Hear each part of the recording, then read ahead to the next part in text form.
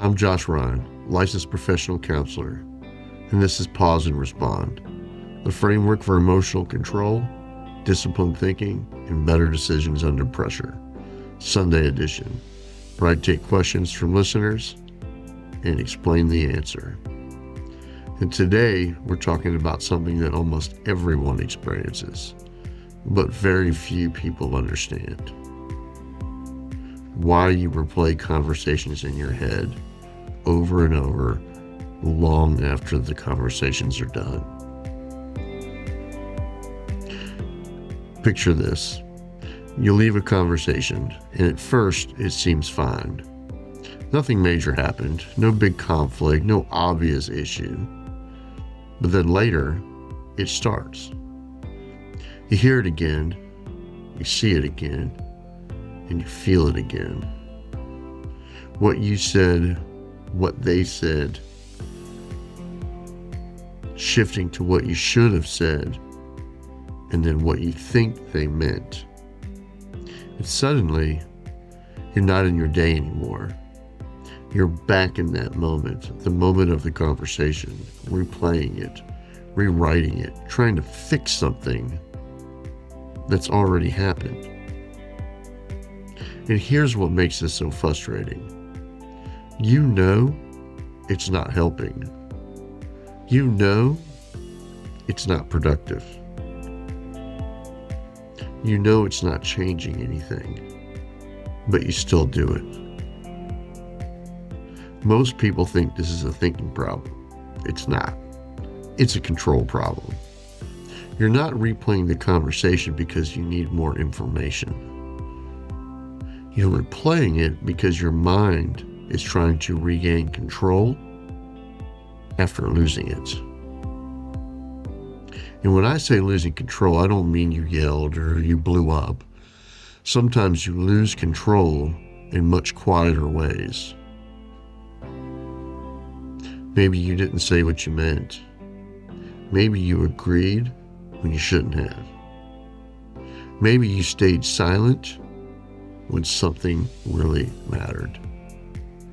You felt something, but instead of choosing to react on it, you pushed it down. All of those are loss of control because your response didn't match what was actually happening inside of you. So your brain flags that moment as unresolved. And unresolved experiences don't get stored, they remain active. So your mind brings it back again and again and again. Not in an attempt to torture you, but in an attempt to try to complete something. But here's the problem. You're trying to solve an emotional experience with thinking. So instead of resolving it, you build on it. You start the analysis. You begin to ask questions like, why did they say that? Did I sound stupid? Do they think less of me now? Now the conversation isn't the problem anymore. It's the meaning you're assigning to it. This is where it gets deeper. Most replay loops are not about the conversation itself. They're about what the conversation threatened. Could be your confidence, your identity, your role in a certain relationship, and your sense of control.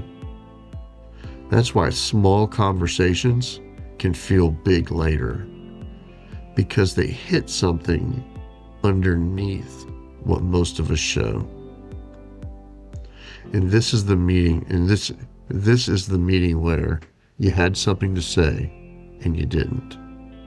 This is the argument where you said too much, too fast. This is the conversation where you left thinking, that's not how I wanted to show up. That's what's keeping the loop alive. And this is the part people don't like. You're not stuck because the conversation mattered that much.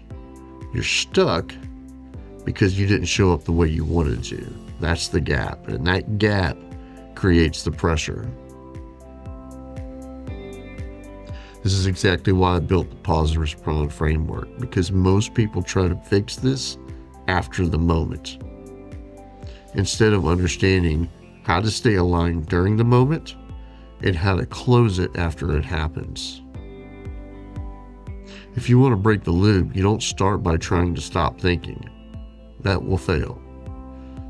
You start by asking, what feels unresolved about this? And you answer it honestly, not strategically, not defensively, but honestly.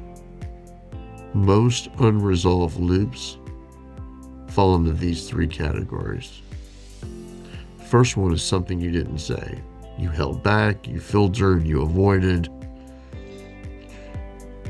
Category 2, something you didn't clarify. You assumed their meaning, but you never really checked on it.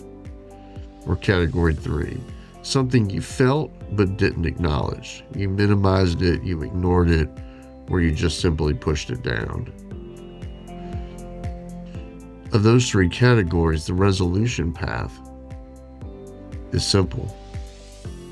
Once you identify, you choose one of two paths. Option 1, you express it. You follow up with the person, you clarify, you say what you didn't say. Or option number 2, you process it. You name what you felt, you accept what happened, and decide how you want to respond next time. Because control is not stopping your thoughts. Control is resolving what your mind keeps bringing back. People who don't replay conversations all day aren't lucky. They're simply trained. They know how to close emotional loops. They know how to process quickly and move forward without carrying everything with them. And if you don't learn this, the same thing keeps happening. Different conversation, same loop. Different person, same pattern.